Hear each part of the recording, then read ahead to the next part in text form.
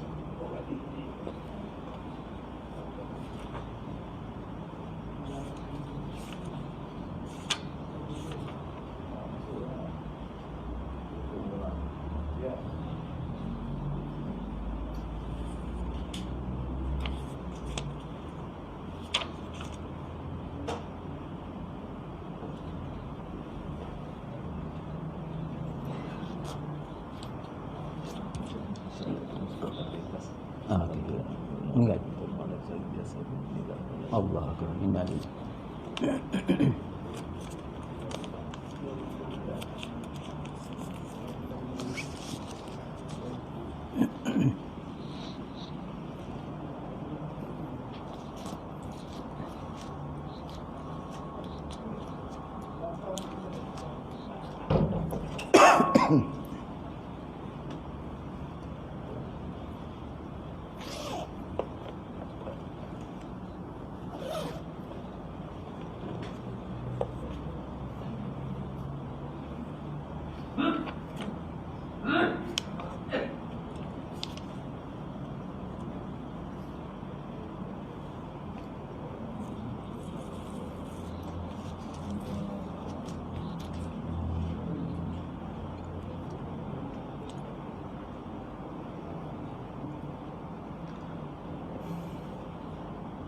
Assalamualaikum warahmatullahi wabarakatuh. Alhamdulillahi rabbil alamin. Wassalatu wassalamu ala asyrafil anbiya'il mursalin wa ala alihi wa sahbihi ajma'in. Subhanaka la ilma lana إلا ما علمتنا إنك أنت العليم الحكيم رب اشرح لي صدري ويسر لي أمري واحلل عقدة من لساني يفقه قولي ربنا افتح بيننا وبين قومنا بالحق وأنت خير الفاتحين وذكر فإن ذكرى تنفع المؤمنين Amma ba'd. Alhamdulillah, puji-pujian dan kesyukuran kita panjatkan kepada Allah Subhanahu wa taala. Dipertemukan kita malam ini insya-Allah di dalam majlis ilmu. Pada malam ini kita akan sambungkan lagi pengajian kita yang mana masih dalam bab muqaddimah tentang pengenalan dosa-dosa besar dan juga tentang pengenalan kitab Al-Kabair. Jadi alhamdulillah, minta tolong yang di luar kalau ada kelapangan boleh kita penuhkan lagi di dalam ni.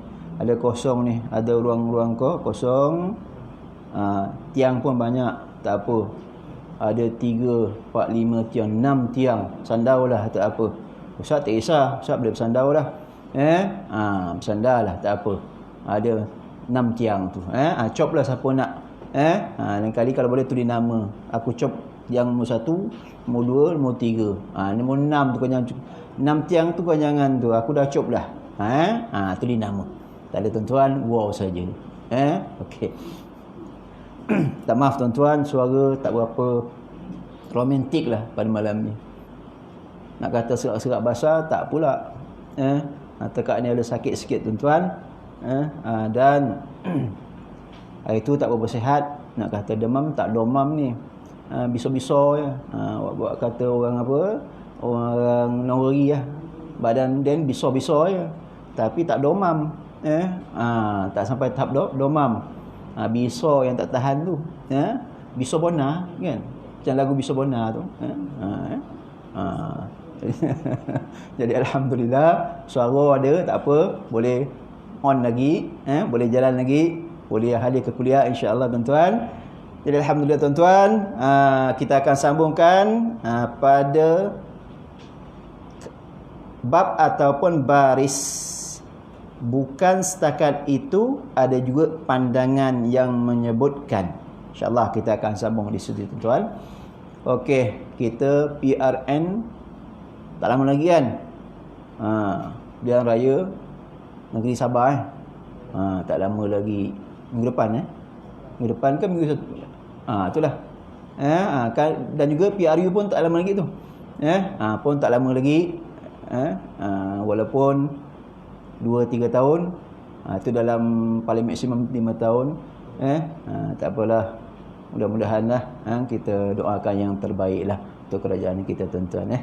Okay, insyaAllah tak ada apa malam ni, tak ada apa nak ngomel-ngomel kan, nak ngomong-ngomong tak ada malam ni. Okay, straight forward je, terus saja masuk dalam bab kita pada malam ni. Sebab belum masuk tajuk ni, saya dah 5-6 kali dah tak masuk-masuk lagi ya. Ustaz ni panjang sangat dia punya mukaddimah dia. Pengenalan panjang sangat. Memanglah nak kenalkan siapa tokohnya, nak tahu apakah dia punya cara, metodologi dia, sandaran-sandaran dia, nak kena tahu. Jangan kita pakai baca mengaji je tak tahu siapa kitab pengarang kitab ni. Kena tahu. Kena tahu, kena faham. Sebab saya terangkan tuan-tuan. InsyaAllah bab yang akan datang kita akan masuk tentang dosa besar yang pertama tuan-tuan, iaitu al-isyraku ataupun asyirku billah, dosa yang paling besar antara dosa-dosa besar tuan-tuan. Okey. Bukan setakat itu, ada juga pendapat yang menyebutkan kitab ini sebagai al-kabair al-kubra. Ya, kitab yang disebutkan iaitu pada Ibnu Hajar Al-Haytami menyebutkan dalam kitabnya Az-Zawajir an I'tiraf Al-Kabair, beliau mendapati ada sebuah kitab berkenaan dosa-dosa besar yang dinisbahkan, dibangsakan kepada Az-Zahabi, namun tulisannya merendahkan kredibiliti Az-Zahabi tadi sebagai ulama agung pada zaman Az-Zahabi. Itu dikatakan kitab Al-Kabair Kubra, padahal itu dusta, bukan benar. Itu palsu tuan-tuan. Dan yang ditahqiq oleh Syekh Muhyiddin Misto ini ialah Al-Kabair As-Sughra. Maksudnya ada dua, padahal kitab Al-Kabair ini ada satu ini sahaja. Cetakan ini sahaja yang diterjemkan oleh Telaga Biru. Tak ada lagi. Cari yang original. Sebab telah diduplicate ataupun telah disalahgunakan tuan-tuan. Okey. Namun yang peliknya, hal demikian tidak dinyatakan oleh Az-Zahabi sendiri dan ulama yang membingkiskan bibliografi tentang beliau. Maksud di sini, dia tak ada sughra, tak ada kubra. Ini sahaja. Al-Kabair sahaja. Macam kalau ilmu tajwid tadi, ada qalqalah sughra, ada qalqalah kubra, kecil dan juga besar. Ada lagi akbar, paling besar kalau kita nak relatekanlah. Tapi Al-Kabair ini sahaja. Tak ada yang kubra, tak ada yang sughra tuan-tuan. Jangan salah tafsir, jangan salah beli tuan-tuan. Okey. Semua perkara ini bertentangan dengan metod ataupun metodologi ataupun cara Az-Zahabi yang merupakan seorang imam ketua dalam bidang hadis dan tegas dalam menghukum kesahihan suatu hadis. Sebab Imam Az-Zahabi ini dia mahir, pakar dalam bidang hadis dan tegas dalam menghukum kesahihan sesuatu hadis, sama ada hadis ini sahih, hasan sahih ataupun dhaif ataupun hadis maudhu atau palsu dan sebagainya. Hadis ini banyak dia punya tahap-tahapnya. Paling tinggi sekali iaitu hadis sahih yang saya sebutkan, iaitu Kitabus Sittah, yakni riwayat Bukhari, Imam Muslim, Sunan Ibnu Majah, Sunan Abu Daud, Sunan At-Tirmizi, Sunan An-Nasai.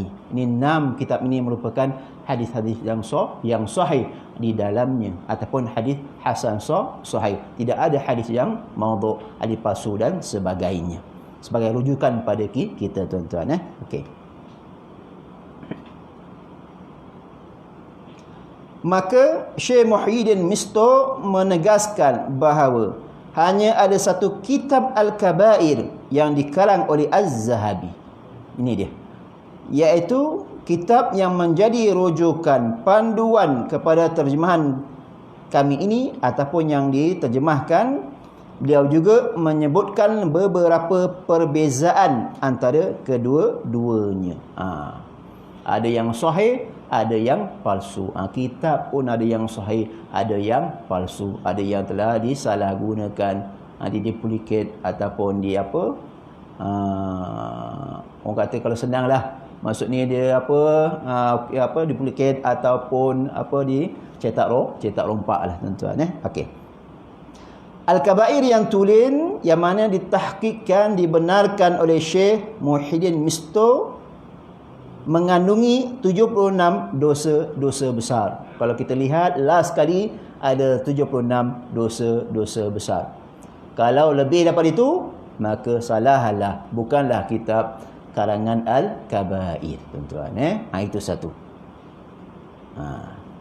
Kemudian kalau katakan Al-Kabair palsu ataupun dusta, mengandungi 70 dosa besar sahaja. Beza tu. 70 sahaja. Balikkan kalau sempat kita lihat apakah betul ke dijelaskan dalam kitab ini. Perbezaan yang kedua, bebas daripada hadis palsu. Tak ada. Semua dalam hadis ini, rujukan ini semuanya hadis sahih ataupun hasan sahih. Tak ada yang maudhu', tak ada yang palsu, tak ada yang syaz, tak ada yang ahad dan sebagainya, tak ada.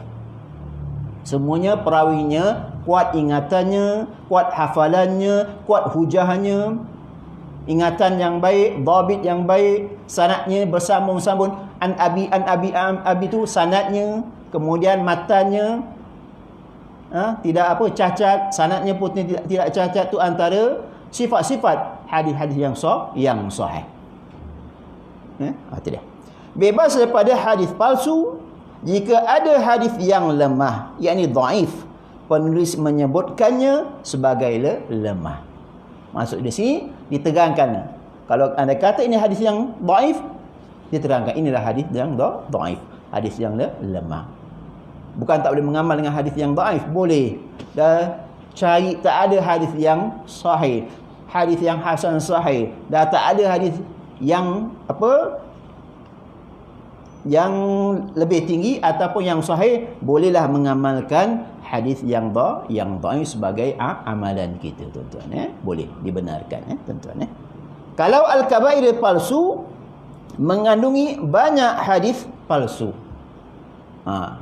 Hadis-hadis yang direka-reka, dibuat-buat,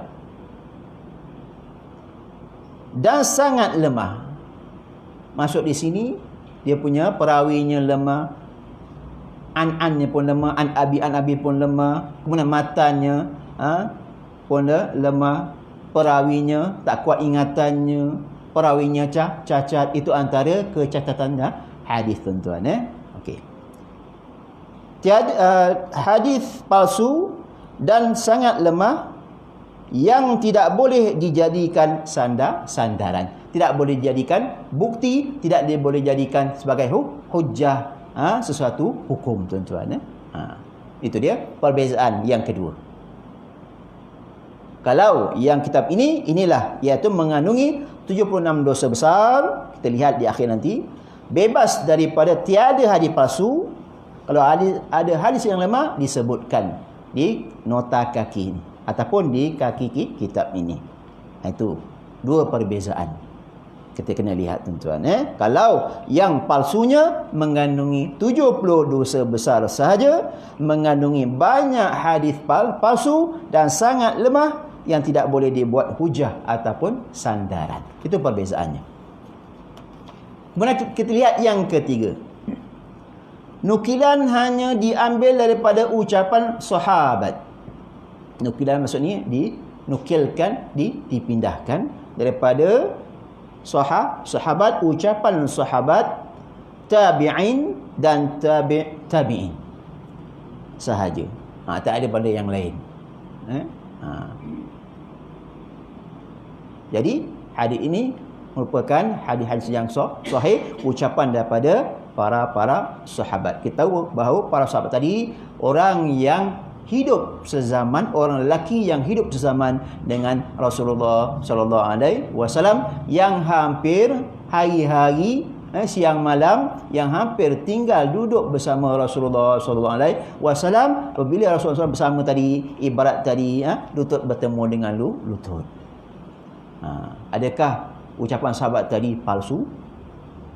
Tak, tuan-tuan. Apa yang didengar oleh sahabat tadi, itulah yang disampaikan oleh sahabat. Apa yang didengar oleh sahabat, yang disampaikan oleh Rasulullah SAW, itulah yang disampaikan kepada kita, tuan-tuan. Itu dikatakan nukilan hanya diambil daripada ucapan sahabat, tabi'in dan tabi'in sahaja. Kita tak boleh pakai lah. Kita dah banyak tabi' lah. Berapa pergi tabi'in pun kita tak tahu lah. Kita pengikut. Kita tabi'in yang akhir lah. Kan? Yang akhir, tabi'in yang akhir. Sebab kita yang terakhir, umat yang terakhir, Nabi yang terakhir, tabi'in yang terakhir lah. Nak kita tak tahu lah. Lebih kali banyak tabi' kita taklah tahu. Tabi' ni mengikut tuan-tuan. Dia kata tabi'in, tuan-tuan. Menariknya, cara ini tidak dibuat oleh Az-Zahabi dalam kitab beliau yang lain. Itu dia istimewa kitab ini, tuan-tuan. Hadis tadi merupakan hadis yang sahih. Diambil daripada sahabat, ucapan sahabat, tabi'in dan tabi'in. Tak ada kitab yang lain masuk di sini. Az-Zahabi tidak ambil daripada ataupun tidak ditulis dalam kitab-kitab yang lain. Okey. Itu perbezaan yang ketiga. Anda kata yang palsu, huraian yang panjang pada tafsiran ayat dan nukilan ucapan sahabat. Maksudnya huraian panjang ini maksudnya melihit-lihit. Tak orang kata tak forward, tak terus pada maksudnya. Macam kita nak pergi Kuala Lumpur lah, kan, ibaratnya. Singgah sana, singgah kejap Seremban, kan. Kalau nukilan tadi yang diambil daripada sahabat tadi terus, tidak ada apa orang kata nak berhenti, tak ada. Terus daripada para sahabat. Tapi kalau yang palsu, huraian yang panjang pada tafsiran ayat. Panjang maksudnya ada kelemahan, ada kecacatannya, tuan-tuan. Ibarat kita nak pergi Kuala Lumpur lah. Kita nak pergi sampai pukul 10. Relax dulu lah. Tak tahu jamnya apa. Itu ibaratnya. Ibaratnya. Tapi kalau yang sahih, terus sampai daripada para sahabat. Itu saya buatkan dia punya pembandingan. Huraian yang panjang pada tafsiran ayat dan nukilan ucapan sahabat, tabi'in dan selain mereka, sama ada yang thabit ataupun tidak. Sama ada yang thabit, yang betul, yang tahqiq ataupun tidak. Maksud semua dia masuk. Tak kira lah dia yang dhaif ke, hikayat pun dia masuk, cerita pun dia masuk, syair pun dia masuk dalam yang palsu. Kalau dalam kitab ini kita lihat, ringkas sahaja, semuanya diambil daripada Al-Quran dan juga hadis-hadis yang sahih, tuan-tuan. Tak ada panjang lebar pun, tak ada melengit-lengit tafsiran, tidak ada, tuan-tuan. Okey. Jadi anda kata yang palsu tadi, huraian yang panjang pada tafsiran ayat dan nukilan ucapan sahabat, tabi'in dan selain mereka, sama ada yang thabit ataupun tidak. Jadi macam-macam boleh masuk, macam-macam dia boleh tulis. Cerita pun boleh tulis, cerita dongeng pun boleh tulis, kan. Kita tak tahu, kita ya je faham, ya betul. Ini kitab takkan tak percaya Az-Zahabi ni, kan. Padahal asal tadi kitab yang palsu, tuan-tuan. Jadi nak pilih kitab, lihat betul-betul, tuan-tuan. Sebab ada kitab-kitab yang telah dipalsukan sebab nak mengambil nama, nak mengaut keuntungan, tuan-tuan. Okey. Itu perbezaan yang ketiga. Kemudian yang keempat, diakhiri dengan fasal ataupun bab yang menghimpunkan dosa yang mungkin termasuk daripada dosa-dosa besar. Ada kalau kita lihat di ujung sekali, antara dosa-dosa yang kemungkinan termasuk antara dosa-dosa besar. Itu sebab hampir 76 dosa-dosa besar kalau kita lihat di akhir sekali kitab ini, tuan-tuan. Okey. Fasal yang menghimpunkan dosa yang berkemungkinan termasuk dalam dosa-dosa besar. Kalau kitab yang palsu tadi tidak mengandungi pasal demikian tadi. Banyak perbezaan dia. Ada 6 perbezaan dia, tuan-tuan. Okey. Diakhiri dengan fasal atau bab yang menghimpunkan dosa yang mungkin termasuk daripada dosa-dosa besar. Kemungkinan. Itu yang asal ataupun yang asli. Kalau dusta tidak mengandungi fasal yang demikian tadi. Itu perbezaan yang keempat. Kemudian perbezaan yang kelima memperlihatkan ketokohan Az-Zahabi dalam bidang hadis. Dia ulama yang tersohor, ulama yang agung dalam bidang hadis, pakar hadis, tuan-tuan. Okey, itu kalau kitab Az-Zahabi yang asal. Kalau palsu, tulisan seperti ini mencemar kredibiliti Az-Zahabi. Mana taknya macam-macam masuk. Yang dustanya, yang maudhu'nya, hadis maudhu'nya, hadis palsunya, rekaan-rekaan, cerita-cerita, hikayat-hikayat, syair-syair yang bukan, kan? Yang palsu, kan? Macam-macam boleh masuk yang palsu tu, kan? Kalau ibaratlah, kan, kita nak samakan ibaratkan, gigi palsu, kan?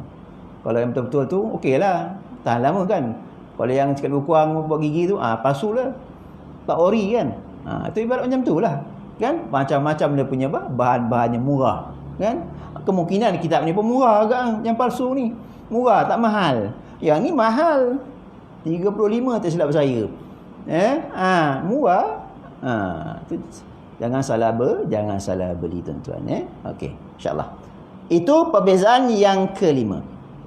Kemudian perbezaan yang terakhir, metodologi penulisan menumpukan kepada penghujaan hadis.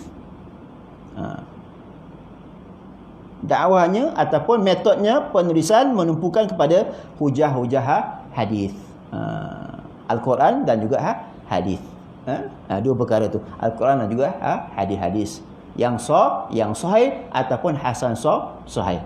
Tidak ada hadis yang dhaif, lemah dan sebagainya, tak ada. Itu yang asli, yang asal. Kalau yang palsunya, metod ataupun metodologi penulisan bercampur baur, bercampur aduk lah. Antara fiqh pun dimasukkan, kemudian tasawuf pun dimasukkan, nasihat-nasihat tentang agama pun dimasukkan, yang diambil tanpa menekankan sumber asalnya yang sebenar. Yang palsu, kan, macam-macam boleh masuk, kan. Sebab orang boleh percaya. Dia belajar yang palsulah yang dapat, kan. Saya silap tok guru pun palsu. Kan? Tok guru ngajar kitab palsu, tok guru pun palsu kan. Jangan macam-macam cakap macam ni, kan. Apa macam bapuk, tulen bang, padahal dia palsu. Ya, betul jugalah macam ni. Macam-macam masuk, dicampur baurkan. Itu dia. Metodologi penulisan bercampur baur, antara fiqh pun masuk, tasawuf pun masuk, nasihat-nasihat tentang agama pun masuk, yang diambil tanpa menekankan sumber-sumber asalnya. Bercampur baur. Kalau fiqh, kita baca kitab fiqh sahaja, kan. Kalau tasawuf sahaja. Kalau tauhid saja. Ini tak dicampur adukkan, campur baurkan. Kalau kitab ini hadis-hadis saja yang sahih bercampur dengan Al-Quran. Itu sumber utama kita. Ya, sumber utama kita, yang mana Rasulullah SAW meninggalkan kita dua perkara ini, yang mana dua perkara ini andai kata kita berpegang teguh pada dua perkara ini, tidak kita akan selama-lamanya, tuan-tuan. Okey, itu kita punya sumber pegangan kita hatta ila yaumil qiyamah, sehingga hari kiamat, tuan-tuan. Okey, itu yang dikatakan antara kitab yang tulen dengan kitab yang palsu ada 6 perbezaannya. Jadi saya telah jelaskan, tuan-tuan. Okey. Teruskan lagi. Seterusnya, Syekh Muhyiddin Misto membuat kesimpulan. Boleh jadi kitab Al-Kabair asal ini sampai kepada seorang fuqaha yang mahir dalam memberi nasihat.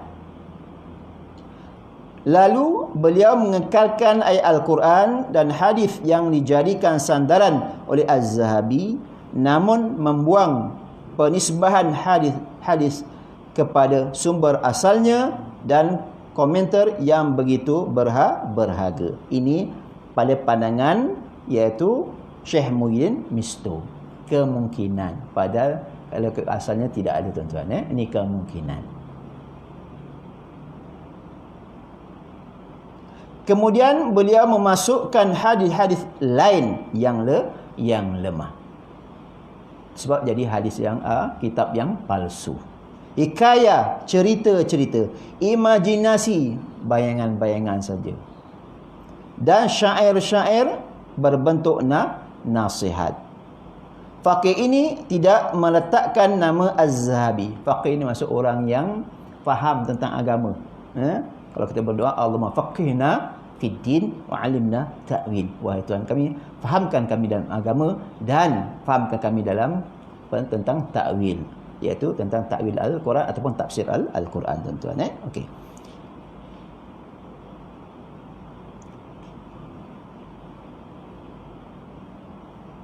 Faqih ini tidak meletakkan nama Az-Zahabi. Lalu kitab ini berpindah kepada orang lain yang meletakkan nama Az-Zahabi disebabkan beliau masyhur dengan karangan tentang dosa-dosa besar bertajuk Al-Kabair. Ini dikatakan kitab yang dusta, tuan-tuan. Kemungkinan pada pendapat Syekh Misto tadi, Syekh Muhyiddin Misto, pada pendapatnya bahawa kemungkinan kitab ini sampai pada faqih. Yang mana faqih tadi dia faham tentang hadis-hadis, kemudian hadis tadi dia telah ubah, dimasukkan hadis-hadis yang lemah, kemudian hikayah-hikayah diceritakan, imajinasi dan syair-syair yang berbentuk nasihat. Dan faqih ini tidak meletakkan nama Az-Zahabi, tetapi kemungkinan datang lagi ataupun sampai kitab ini pada yang lain meletakkan nama Az-Zahabi, tuan-tuan. Sebab dia tahu bahawa Az-Zahabi masyhur, terkenal tentang dosa-dosa besar, tuan-tuan. Itu sebab terjadinya wujudnya kitab yang palsu. Ini pada pendapat pandangan Syekh Muhyiddin Misto yang mentahqiq kitab asal, iaitu kitab Az-Zahabi tentang Al-Kabair, tentang dosa-dosa besar. Atau faqih tersebut mengekalkan nama Az-Zahabi agar orang ramai dapat menerimanya. Dustalah, pembohong. Jadi yang kekal inilah kitabnya, terjemahan. Bukan kitab asal, tuan-tuan. Ini terjemahannya. Kitab asal semua dalam bahasa Arab. Terjemahannya tak lagi pada kitab yang asal. Al-Quran dan juga hadis-hadis yang sahih, tak lagi.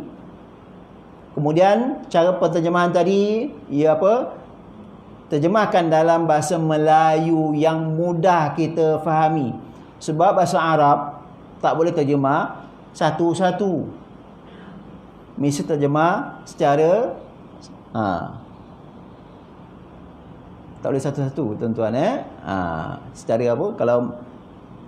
Kalau ayat tadi, tak boleh terjemah satu ayat. Mesti terjemahkan dia punya khulasah dia tu.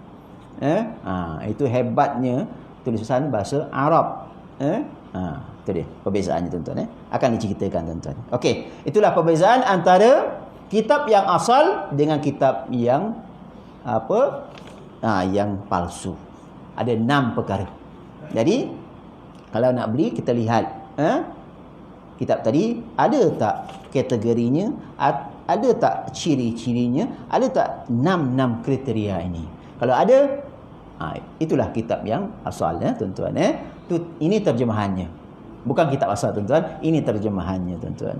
Kalau kitab asal, saya pun tak faham bahasa Arab. Jangan main. Kalau kita tak tahu nak terjemah bahasa Arab, lain maksud dia tuan-tuan.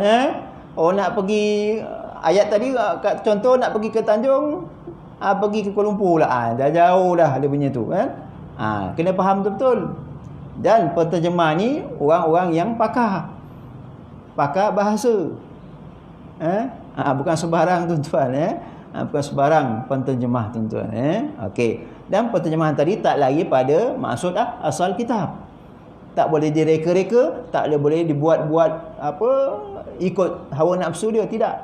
Mesti berpandukan kitab asal, kitab yang dalam bahasa Arabnya. Itu dia tuan-tuan.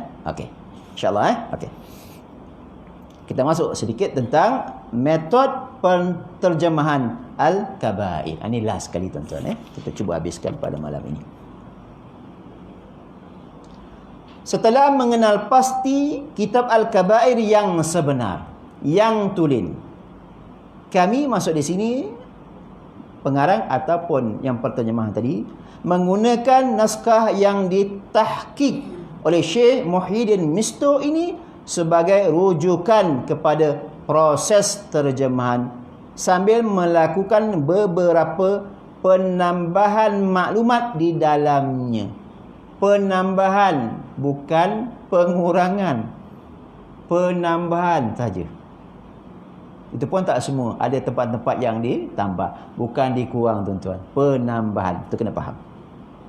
Setelah itu, panel penyemak yang dilantik akan melakukan semakan kepada hasil terjemahan yang telah dibuat. Semak. Dah terjemah, kena semak. Bukan dah terjemah, terus keluar. Tidak. Itu cara dia. Tuan-tuan. Kemudian antara gerak kerja yang kami lakukan pada proses suntingan ataupun proses penterjemahan. Bukan sebarang-sebarang tuan-tuan. Sebab kena terangkan. Okey. Yang pertama, berusaha mengekalkan terjemahan dengan teks asal kitab, iaitu bahasa Arab, dengan menggunakan bahasa Melayu moden yang mudah difahami. Itu dia. Tak pakai bahasa Melayu lama. Bahasa Melayu lama untuk orang lama. Pakai bahasa Melayu moden. Jadi, terjemahan tadi, bahasa Melayu tadi, tak lari pada bahasa Arabnya. Itu satu. Yang kedua, meletakkan teks asal dan terjemahan bagi ayat Al-Quran. Tak boleh ubah. Dia tak boleh ubah. Teks asal dan terjemahan bagi ayat Al-Quran serta memasukkan nama surah, nombor surah dan nombor ayat. Kemungkinan ini penambahan. Nama surah apa? Nombor surah, biasa nombor surah itu sebagai penambahan dan nombor ayat itu sebagai penambahan untuk kita lebih faham lagi. Itu sebagai penambahan, itu tak masalah, tak diubah tuan-tuan. Sebagai penambahan. Itu yang kedua. Kemudian yang ketiga, memasukkan matan, iaitu isi hadis. An tu itu bukan matan isi hadis. Apa yang disampaikan dalam hadis tersebut, itu matan hadis. An tu perawi. Memasukkan matan dan terjemahan hadis dengan mengikut teks asal kitab. Tak ubah. Walaupun terdapat perbezaan dengan kitab asal hadis berkenaan. Maksudnya tak lagilah.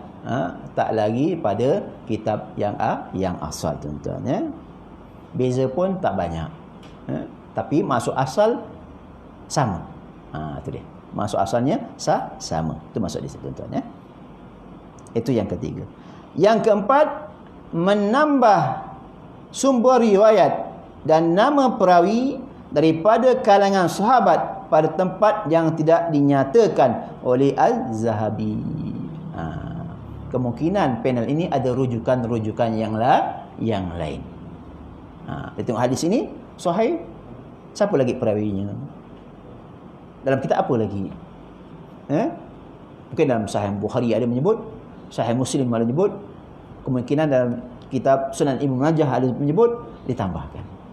Itu dia. Itu maksud di sini, menambah sumber riwayat dan nama perawi daripada kalangan sahabat pada tempat yang tidak dinyatakan oleh Az-Zahabi. Itu dikatakan penambah, ditambah sahaja, bukan dikurangkan.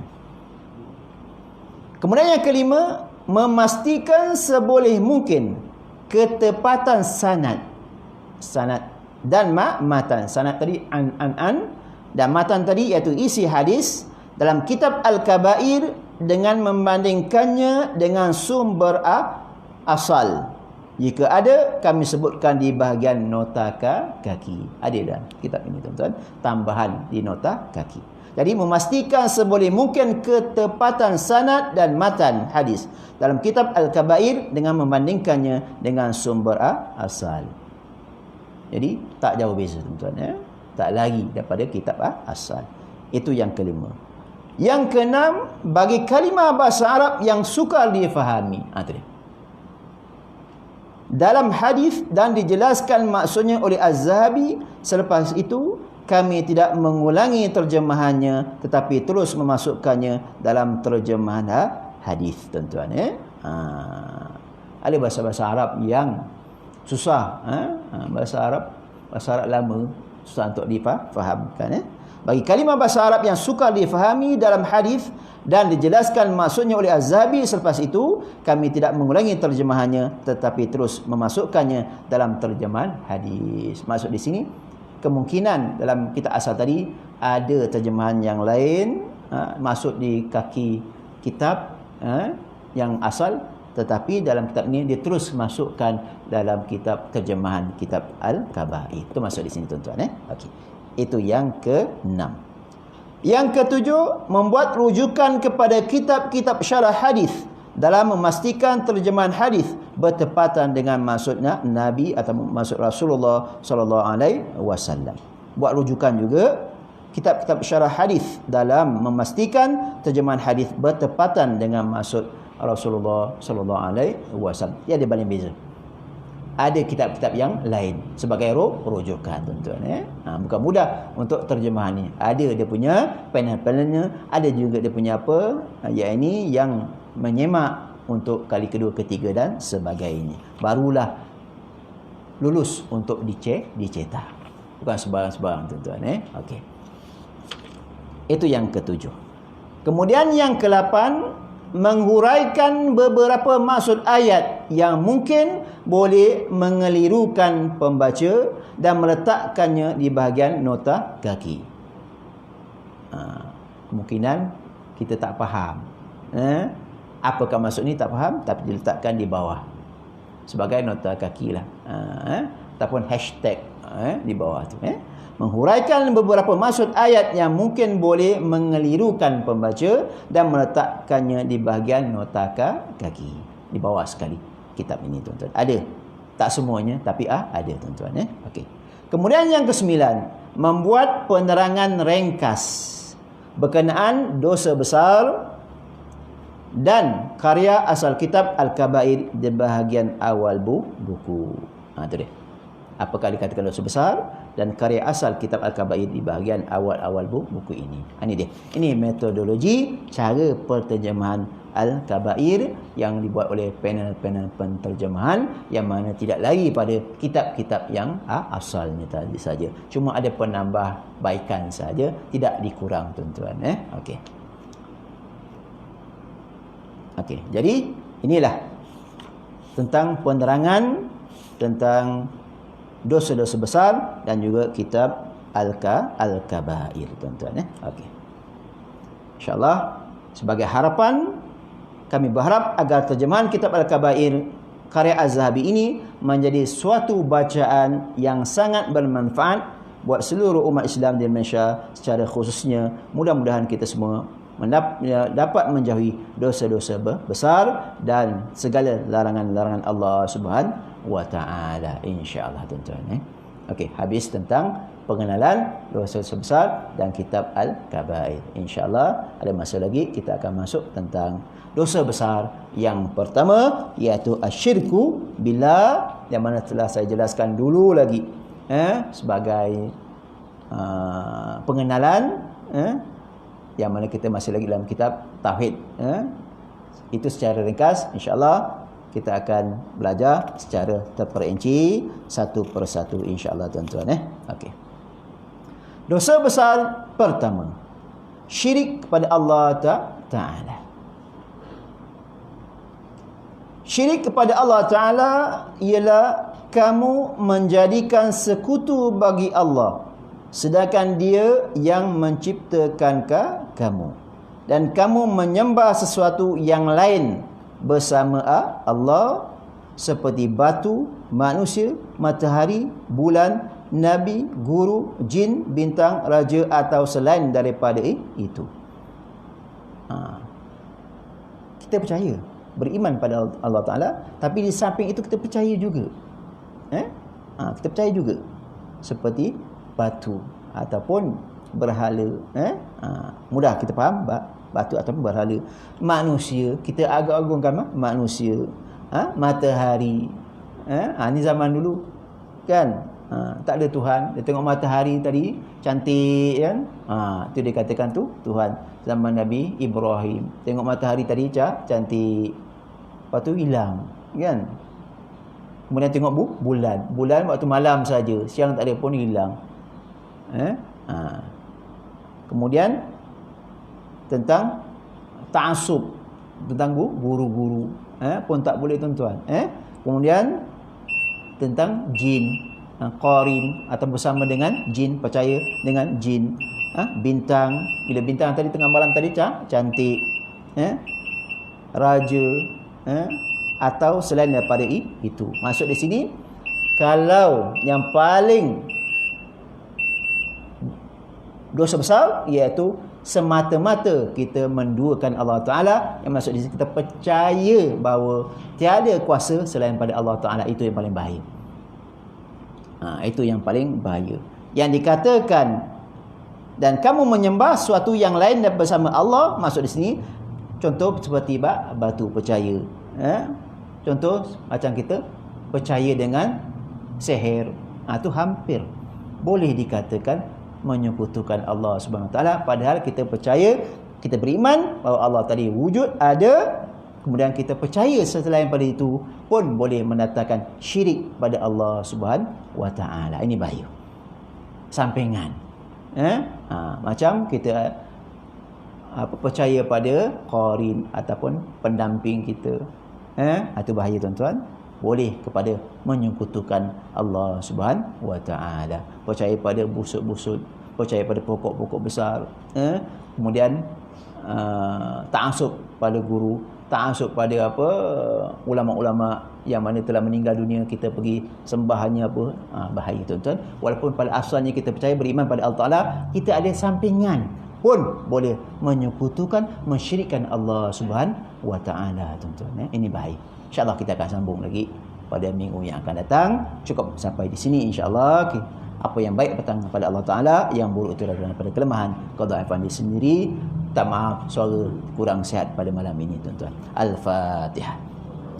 Bismillahirrahmanirrahim. Alhamdulillahirabbil alamin arrahmanir rahim maliki yaumiddin iyyaka na'budu wa iyyaka nasta'in ihdinas siratal mustaqim siratal ladzina an'amta 'alaihim ghairil maghdubi 'alaihim waladdallin amin.